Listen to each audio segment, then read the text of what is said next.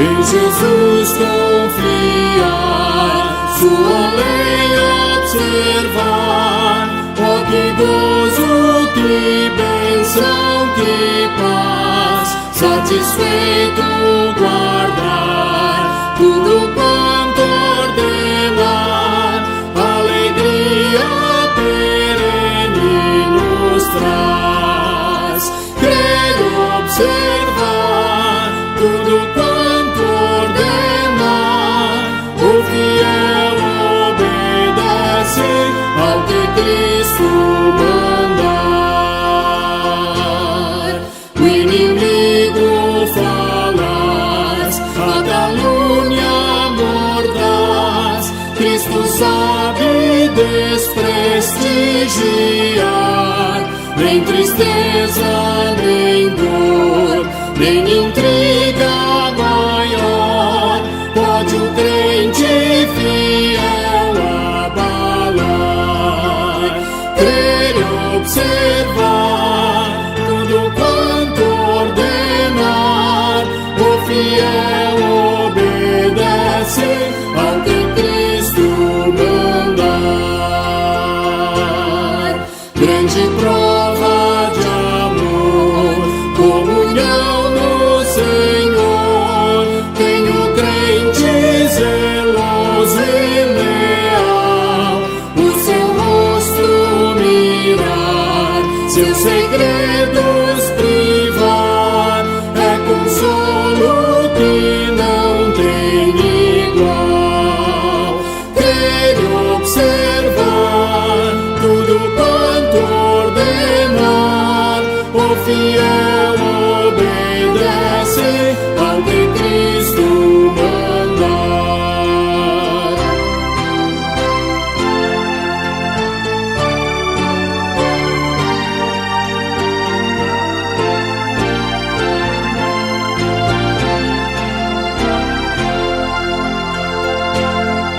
Resoluto, Senhor, e com zelo e fervor, os teus passos queremos seguir, teus preceitos guardar, o teu nome exaltar, sempre a tua vontade cumprir.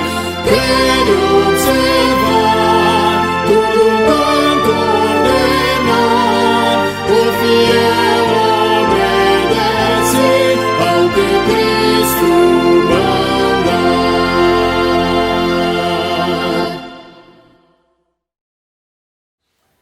Meus irmãos e meus amigos, eu quero vos cumprimentar na graça do eterno Deus, dizer que para nós é uma alegria podermos estar neste momento fazendo esta programação em sintonia com o culto de adoração a Deus que geralmente nós prestamos e no domingo das 19h30 no templo da nossa igreja. Cumprimento a todos os irmãos da Igreja Presbiteriana de Itaparica, bem como o seu conselho, e a tantos quantos estão neste momento a nos escutar, ouvir a palavra do Senhor, e que Deus possa de fato estar abençoando, possa estar dando de sua graça, do seu eterno poder, misericórdia, a tantos quantos estão neste momento ligados conosco.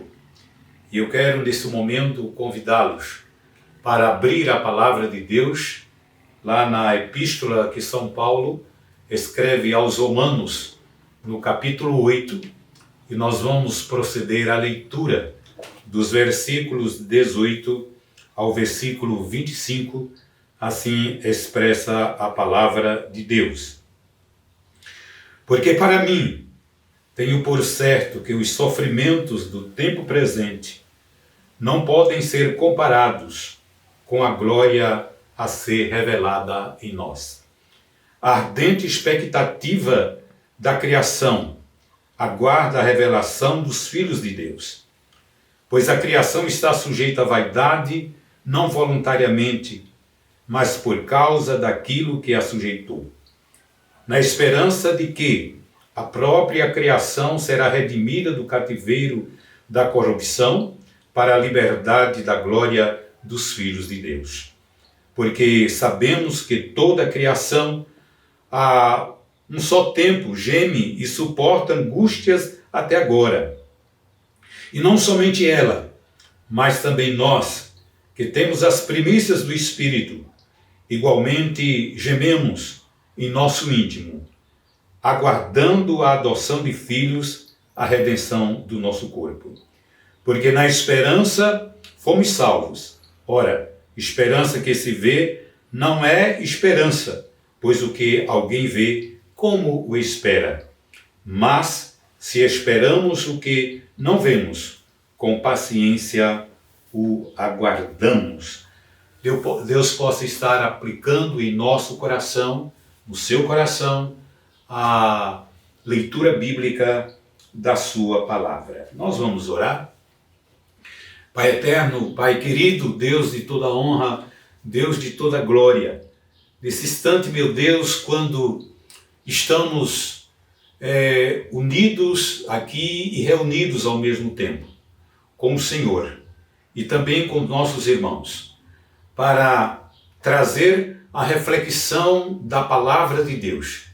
E que nessa oportunidade, essa palavra possa estar trazendo enriquecimento, possa trazer paz, possa trazer alegria, possa trazer consolo, possa trazer conforto a tantos quanto estão nos escutando.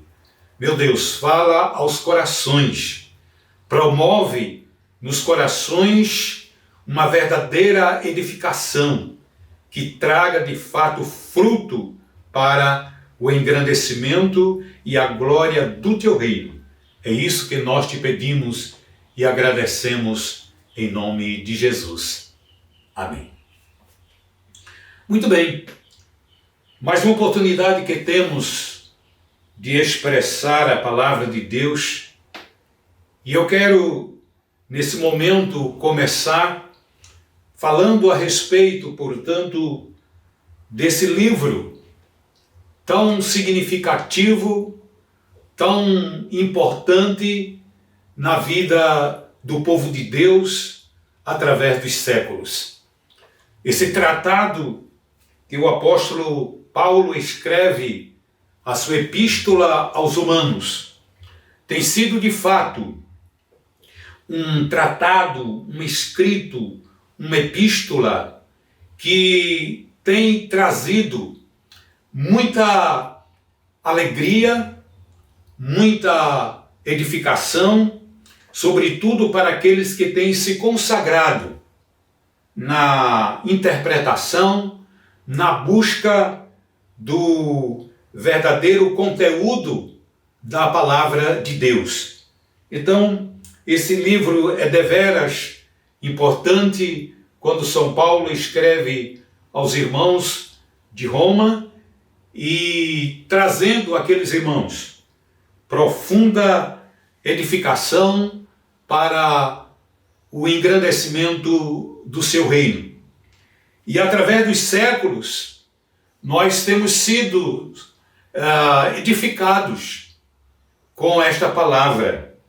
E aqueles que têm se aprofundado no estudo desta epístola têm descoberto, na realidade, grandes tesouros que Deus tem reservado para a edificação da sua igreja.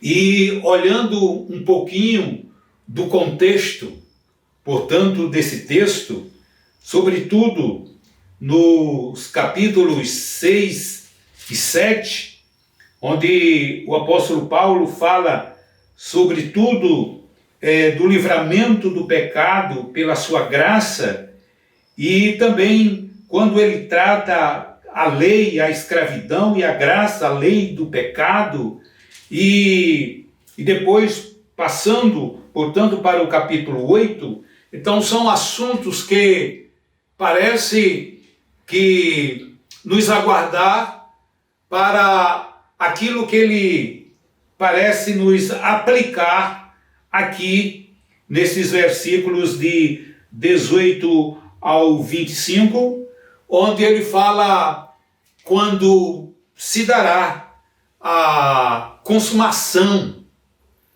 a restauração da criação e, sobretudo, da revelação verdadeira dos filhos de Deus.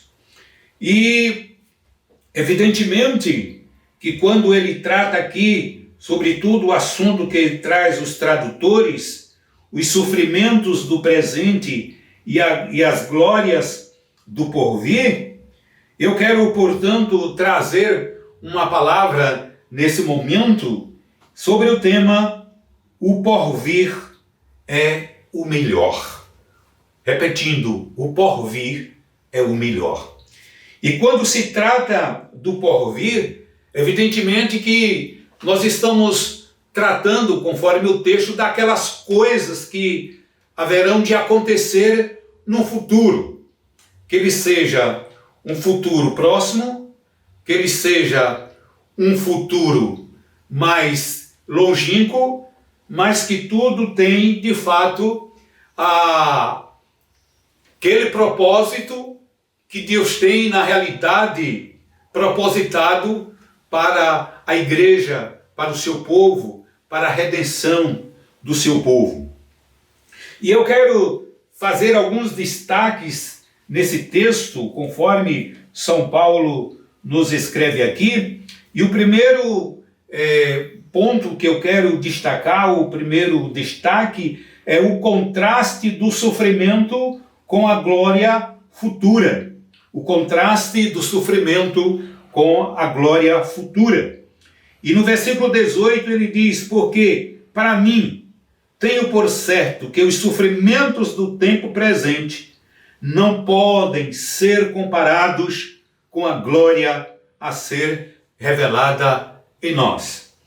Evidentemente, quando Paulo ele trata primeiramente da pessoa dele, porque ele diz para mim, é porque ele tinha a consciência de que aquilo que de fato ele havia crido era realmente uma realidade palpável e que jamais poderia fugir daquilo pelo qual ele de fato havia crido. E quando ele creu de verdade. E uma vez que crendo dessa forma, de forma veemente, então ele faz essa afirmativa: porque para mim tenho por certo. Então ele não tem aqui nenhuma dúvida, sobretudo quando ele diz tenho por certo, que os sofrimentos do tempo presente. E quando ele trata do sofrimento, claro que ele estava vivendo no primeiro século da era cristã, e naqueles dias, naqueles tempos, ele já tinha consciência, já tinha plena consciência que os sofrimentos que adivinham para aqueles que pertencem a Deus, de fato, eram grandes sofrimentos. Comentaristas, quando trata, portanto, desses sofrimentos, eles aludem também aos sofrimentos que Cristo sofreu, que Cristo padeceu por causa dos nossos pecados. E trazendo esses sofrimentos, e os comentaristas afirmam que esses sofrimentos, eles decorrem pelo fato de nós crermos em Cristo, de nós recebermos a Cristo, de nós andarmos com Cristo, de nós vivermos com Cristo, e uma vez que estamos inseridos neste viver com o Senhor Jesus, então nós estamos sujeitos a estes sofrimentos. E esses sofrimentos, meus irmãos, o São Paulo, ele nos afirma de forma categórica, ele diz que eles não podem ser comparados com a glória que há de ser revelada em nós. E quando ele fala dessa glória que há de ser revelada em nós, ele está falando da redenção, daquilo que Deus preparou para aqueles que de fato o amam. E como a sua própria palavra diz, como ele diz lá num outro lugar, na sua epístola aos Coríntios, ele diz que nem olhos viram, nem ouvidos ouviram aquilo que Deus tem preparado para aqueles que o amam. De fato, aquilo que está reservado para nós, isso de fato atesta a nós enfrentarmos os sofrimentos com singularidade, com mansidão, com temperança, com segurança, com esperança, com ânimo, porque sabemos que aquilo que de fato nos espera é o melhor. E por isso esse tema que estamos trabalhando, o porvir é o melhor. Então, conforme as palavras paulinas, o que nós enfrentamos de padecimentos, de angústias, de dor, de desprazer, de aflição, de enfermidades, enfim, de toda uma gama de situação pela qual nós enfrentamos neste mundo. Então, tudo isso não podem comparar com aquela glória que nós vamos ter no porvir, ou seja, na consumação do século. E aqui eu trago um pensamento muito interessante de Calbart, quando ele diz que a revelação da glória de Deus é tão forte no mistério do sofrimento e justamente na dor, que longe de nos esquivarmos de olhá-la por amor a Ele, precisamos considerá-la como um passo no movimento que conduz da morte para a vida. Temos de olhar a dor como o ponto onde Cristo pode ser visto. Passar de largo da dor é passar ao largo de Cristo. Perguntar por que sofremos é o mesmo que ignorar a questão que nos importa. Portanto, meus irmãos e meus amigos, ele continua dizendo, a pergunta que nos é feita desde a cruz, não exatamente o que fazes tu por mim, mas o que hei de fazer por Cristo. Então, na verdade, eu preciso olhar para a cruz do Senhor Jesus. E quando eu olho para a cruz do Senhor Jesus, dentro deste pensamento de Calbart, certamente vamos entender que o sofrimento ele não é tão ruim quando nós encaramos do ponto de vista daquilo que Deus tem preparado de fato para aqueles que o amam. Mas eu quero destacar um outro ponto. Em segundo lugar, a criação sujeita ao sofrimento. Então vamos ver que em primeiro lugar o contraste do sofrimento com a glória futura, mas em segundo lugar a criação sujeita ao sofrimento. Conforme os versículos 19 a 22 diz assim: a ardente expectativa da criação aguarda a revelação dos filhos de Deus, pois a criação está sujeita à vaidade, não voluntariamente, mas por causa daquele que a sujeitou, na esperança de que a própria criação será redimida do cativeiro, da corrupção para a liberdade da glória dos filhos de Deus. Meus queridos, quando trata, portanto, aqui desta criação que está sujeita ao sofrimento, a gente vai ver que não apenas a igreja, o povo de Deus, mas quando se trata da criação, se trata de tudo aquilo que foi criado. Os animais, os campos, as árvores, enfim, tudo aquilo que chama de ser vivo, também sofre, também padece. E evidentemente que isso está relacionado com aquilo que o pecado causou na vida do ser humano. E então, em virtude disso, toda a criação, de fato, ela está, de fato, sofrendo, porque a ardente expectativa da criação aguarda a revelação dos filhos de Deus. E dentro dessa expectativa que São Paulo está falando aqui, quando trata, portanto, da revelação do Filho de Deus, então ele está falando do dia final, quando será manifestada, portanto, a glória em que o nosso corpo corruptível haverá de ser revestido da incorruptibilidade, e o nosso corpo mortal há de ser revestido da imortalidade. E daí ele diz: tragada foi a morte pela vitória. Então, evidentemente que nós vamos encontrar aí a nossa redenção. E em virtude disso, conforme o versículo 20, pois a criação está sujeita à vaidade, não voluntariamente, mas por causa daquele que a sujeitou. Esse versículo é um tanto controverso, porque muitos entendem que quem a sujeitou foi o próprio Deus.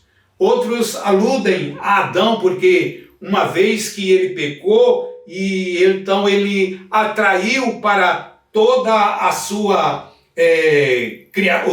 para a sua posteridade, todas as pessoas que vieram dele. Então, evidentemente que esses sofrimentos passou, portanto, a toda a raça humana. E partindo deste princípio, evidentemente que nós entendemos que seja a pessoa do próprio Deus que a sujeitou, ou em Adão que, de fato, ficamos sujeitos por causa do pecado. Mas, enfim, Deus, evidentemente, dá o seu aval. E, sobretudo, quando ele peca e Deus dá, portanto, as sentenças, tanto para a serpente, como para Eva e como para Adão, então ele diz que a terra produziria espinhos e abrolhos. E então, finalmente, dizendo para ele: olha, tu és pó e do pó tu has de tornar. Então, meus queridos, nós vamos entender aqui que todos estão no mesmo patamar de sofrimento, toda a criação ao seu tempo, neste momento, geme, portanto, essas dores. E o comentarista aqui, ele diz: responder que não entendemos o sofrimento, que não o suportamos, que não dominamos, que não podemos tornar frutífero, ou seja, útil, seria ignorar a resposta divina. E ele cita aqui, portanto, aquele texto lá de Mateus capítulo 28, aliás, capítulo 11, versículo 28, quando Jesus diz: vinde a mim, todos vós que estáis cansados e oprimidos, e eu vos aliviarei. Portanto, esta resposta nos é dada, na realidade, na negação que o sofrimento muitas vezes representa. E jamais nós podemos negar o sofrimento, mas para o cristão, de fato, ele sofre com aquela consciência que um dia tudo isso há de passar. Mas em terceiro lugar, eu quero trazer aqui um outro destaque. O sofrimento perdura até o retorno do Rei da Glória. E o versículo 23, meus amigos e meus irmãos, diz assim: e não somente ela, mas também nós que temos as primícias do Espírito, igualmente gememos em nosso íntimo, aguardando a adoção de filhos, a redenção do nosso corpo. É claro que quando ele diz que nós que temos, portanto, as primícias do Espírito, ou seja, as primeiras coisas, evidentemente, e contrapartindo, portanto, relacionada com a criação, quando ele diz não somente ela, refere-se, portanto, à criação. Então, é preciso entender, é preciso compreender que o sofrimento, ele tem uma continuidade, ele perdura. no nascer, por exemplo, do indivíduo até a sua morte. Mas para aquelas pessoas que, na verdade, elas têm a consciência da vida eterna, essas pessoas sofrem e passam pelo sofrimento com uma consciência de que tudo isso aqui vai um dia terminar. Porque aquilo que está por vir, conforme nós trazemos o tema nessa oportunidade, é o melhor. E quando nós temos essa esperança em Deus, que Ele está presente conosco, então a gente enfrenta o sofrimento melhor. É diferente daquelas pessoas que não têm Deus no coração, que não têm Jesus Cristo como Salvador, que não creram nele como o seu Redentor, o seu Salvador, que pode livrar, portanto, da condenação eterna. Então essas pessoas, na verdade, elas até se desesperam. Elas dão cabo das suas próprias vidas. Nós vimos, portanto, um ator conhecido muito no nosso Brasil, que morreu agora há pouco e que suicidou-se. Então ele disse: eu perdi meus 80 e tantos anos. Então uma pessoa dizer que perdeu toda a sua vida, por que fez essa afirmativa? Porque ele não tinha Jesus Cristo como seu único e suficiente Salvador. Então quando tem Jesus na vida, quando Jesus está arraigado, quando Jesus está inserido, quando Ele está de fato dentro de minha vida, dentro da sua vida, então nós encaramos o sofrimento diferente. E nós sabemos que aquilo que nos espera, de fato, meus amigos, é o melhor. Por fim, em quarto lugar, a esperança deve acender a paciência no sofrimento. E os versículos 24 a 25 diz assim: porque na esperança fomos salvos. Ora, a esperança que se vê não é esperança, pois o que alguém vê como o espera. Mas se esperamos o que não vemos, com paciência o aguardamos. Então, meu irmão, meu amigo em Cristo Jesus, a esperança que deve acender, que deve permear nosso sofrimento, na dor, na angústia, no padecimento, na aflição, na tristeza, nas injúrias, nas perseguições, nos dissabores, enfim, nesta gama de situação que alude, portanto, uma vida de dissabores, nós vamos destacar que isso, de fato, representa para nós algo tremendo da parte de Deus, porque Deus alimenta em nós essa esperança. E Paulo diz: porque na esperança nós fomos salvos. E aqui ele está nos mostrando, colocando o verbo no presente, revelando-nos de que essa certeza da salvação nós sentimos agora. Nós temos consciência dela agora. Nós gozamos agora a certeza da vida eterna, nós gozamos agora. Conforme registra lá o João, evangelista, no capítulo 5, versículo 24 do seu evangelho. Na verdade, eu vos digo, quem ouve a minha palavra e crê naquele que me enviou, tem a vida eterna e não entra em condenação, mas passou da morte para a vida. Então, nós temos a consciência de que, de fato, nós temos a certeza da vida eterna. Então, isso permeia toda a nossa vida, toda a nossa trajetória neste mundo em que nós enfrentamos, em que nós passamos. E para concluir, eu queria trazer 5 aplicações simples para nós. E, em primeiro lugar, Se não há cruz e sofrimento, não haverá eternização. Preciso eu tomar consciência. Precisa você tomar consciência que Cristo pagou um preço por você. Então a cruz de Cristo, neste momento, ela é fundamental para que a gente possa encarar o sofrimento. Todo aquele padecimento de Jesus na cruz, em meu lugar, me leva a entender que eu não estou sofrendo sozinho. Eu estou com Cristo.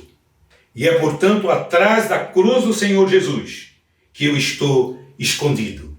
E nessa eternização eu me conscientizo de que, de fato, eu posso me conduzir alegre mesmo no sofrimento. Segundo, o pecado como causa, ninguém pode escape. O pecado, infelizmente, trouxe para nós as duras consequências. As dores, a morte, a consciência de que de fato é um padecimento total. Mas diz a Bíblia, em contrapartida, que há uma eternidade nos esperando, onde a Bíblia diz que não há dor, não há angústia, não há morte, não há luto, não há lágrima, porque diz que estas coisas já passaram. Terceiro lugar, o sofrimento com Deus alimenta a expectativa da vida eterna. O sofrimento com Deus alimenta a expectativa da glória eterna. Meu amigo, minha amiga, meu irmão, minha irmã, nós não estamos sozinhos. No barco, há aquela pessoa, há o mestre, há aquele Senhor que está nos vendo, está nos conduzindo e está nos direcionando. Então, nós não estamos sozinhos. Esse Deus está conosco, conforme a sua promessa, lá em Mateus capítulo 28, quando ele diz, estarei convosco todos os dias até a consumação do século. Por fim, não há como extinguir a perseverança no sofrimento. Então não há como ninguém tirar de nós essa esperança. Glória a Deus. Os versículos de 31 ao versículo 39 desse texto, deste capítulo, Paulo trata, portanto, das provas da certeza do amor de Deus. Então ele diz que nada pode nos separar do amor de Deus que está em Cristo Jesus. Não é o sofrimento, não é a dor, não é a morte, não é, portanto, aquilo que está no presente, não é aquilo que está por vir, que está para acontecer amanhã. Não, ele diz que nada pode nos separar do amor de Deus que está em Cristo Jesus, nosso Senhor. Conforme o versículo 38, ele diz, porque eu estou bem certo de que nem a morte, nem a vida, nem os anjos, nem os principados, nem as coisas do presente, nem do porvir, nem os poderes, nem a altura, nem a profundidade, nem qualquer outra criatura poderá separar-nos do amor de Deus que está em Cristo Jesus, nosso Senhor. Então nada pode extinguir a nossa perseverança, nada pode extinguir a nossa paciência, nada pode extinguir a nossa esperança, porque a nossa esperança está em Deus, do qual ressuscitou o seu Filho Jesus Cristo para trazer a redenção para o nosso corpo. E eu finalizo dizendo estas palavras para você. Quem sabe que não conhece ainda a pessoa de Jesus como seu Salvador. Que nessa oportunidade você tome consciência de que um dia você prestará contas a Deus de tudo aquilo que você tem feito. Você vai um dia encontrar-se perante o tribunal de Cristo para ser julgado. E o que você tem feito neste mundo? Você vai continuar no pecado? Você vai continuar com a vida inserida em tudo aquilo que a sua carne deseja, perpetua para você? Ou vai abandonar tudo isso para um encontro, para uma vida na presença de Deus? Que Deus possa te ajudar, que Deus possa te abençoar a você ter esse encontro com Jesus nesse momento e saber que Ele pode libertar você, lhe trazer paz, alegria, quem sabe, para o sofrimento que você está enfrentando. Pois aqueles que estão com Cristo e em Cristo, mesmo padecendo dor e sofrimento, sabem que um dia descansarão eternamente na sua presença. Que Deus nos abençoe. Amém. Vamos nesse momento orar. Convido você para orar comigo. Pai querido, Pai amado, nesse momento nós louvamos o Teu nome, pois sabemos que Tu és o nosso Deus, o nosso Salvador, o Rei, o Senhor dos céus e da terra. Que nesse momento, ó Deus, nós te pedimos que Tu possa trazer paz, alegria para aqueles que estão enfrentando esse sofrimento nessa pandemia que estamos enfrentando. Ó Deus, em nome de Jesus, conceda a essas pessoas alegria, a constância e o desejo para viver uma vida na Tua presença. Ó Deus, perdoa os pecados dessas pessoas. Concede-lhes, portanto, a oportunidade para o arrependimento, para uma vida no Teu altar, pois é isto que nós rogamos. Agradecemos, ó Pai, em nome de Jesus. Amém.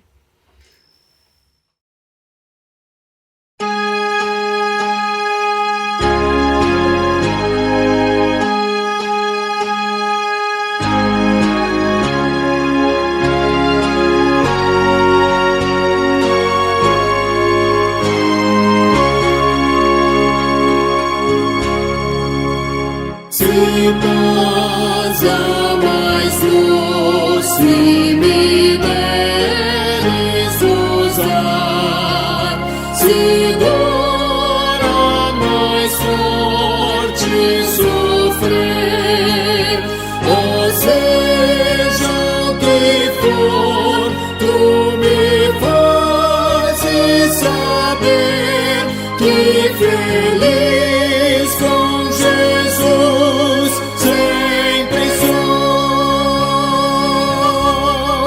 sou feliz com Jesus,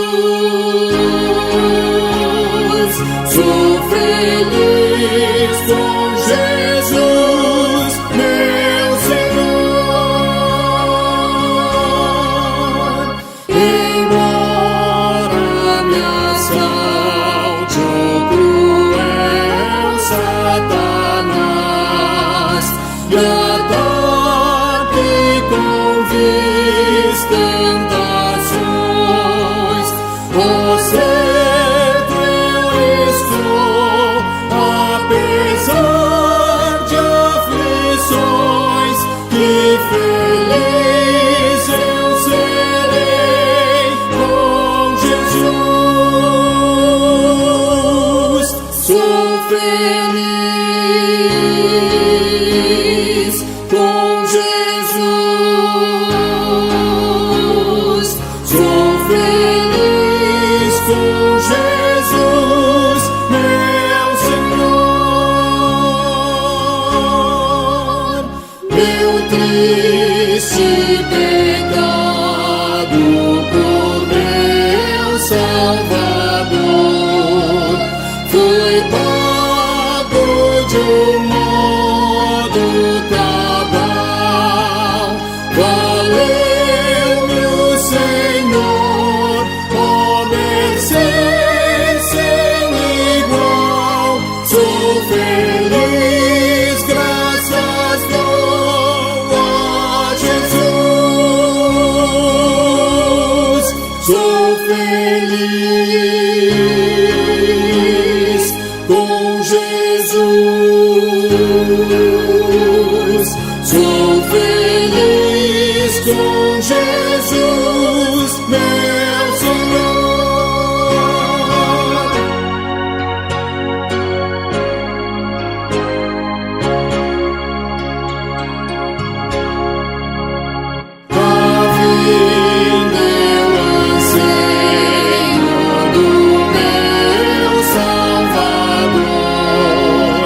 em breve virá me levar ao céu onde eu vou para sempre morar com remidos na luz do Senhor.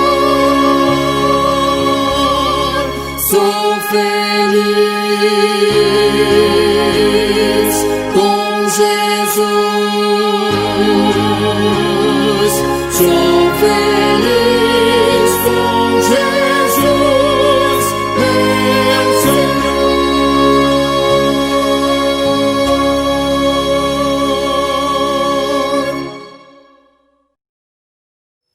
Receba a bênção apostólica.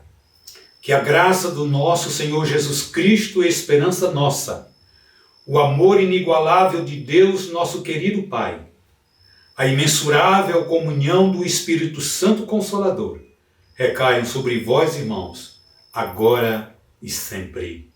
Amém. Deus abençoe meu irmão Diego, que Deus te conceda sempre graça, força, quando está editando esta programação. E abençoe todos os nossos irmãos, todos os nossos amigos que estão ouvindo esta programação. Deus abençoe.